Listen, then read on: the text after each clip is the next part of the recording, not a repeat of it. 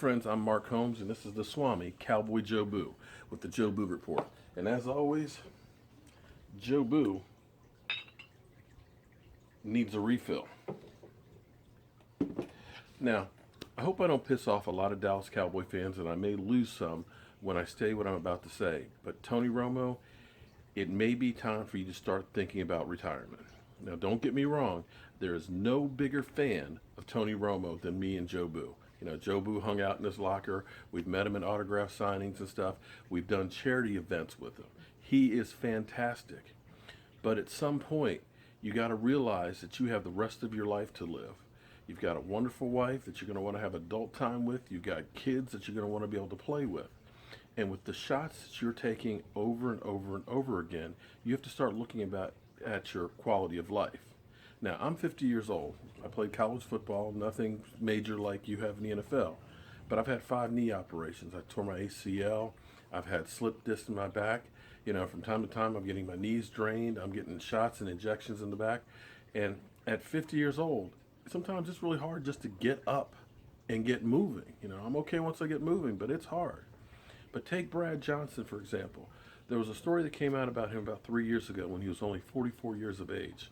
After playing the NFL for 17 years, he had nerve damage in his neck to the point where he could only have a 9% grip on the football. Right now, his biggest challenge is just getting out of the bed and making it down the stairs. His son said, "Dad, Grandpa walks around better than you do." And that's what you have to start thinking of, that are you going to be all right once you stop playing?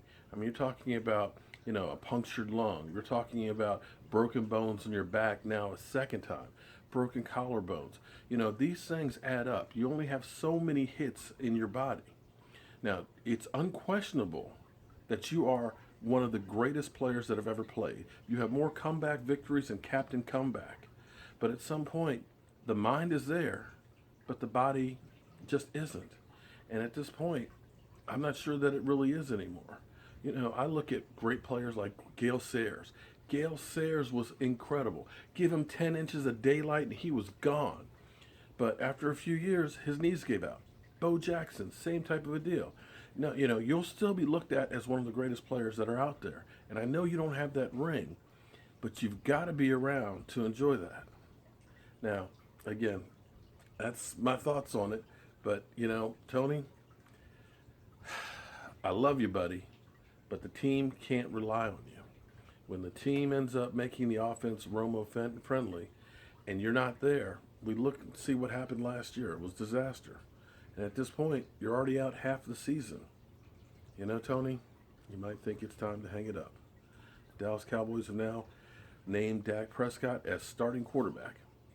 Now, if you enjoy what I'm saying, be sure to check me out tonight on the Benet Emery Show, because we'll be talking about this some more.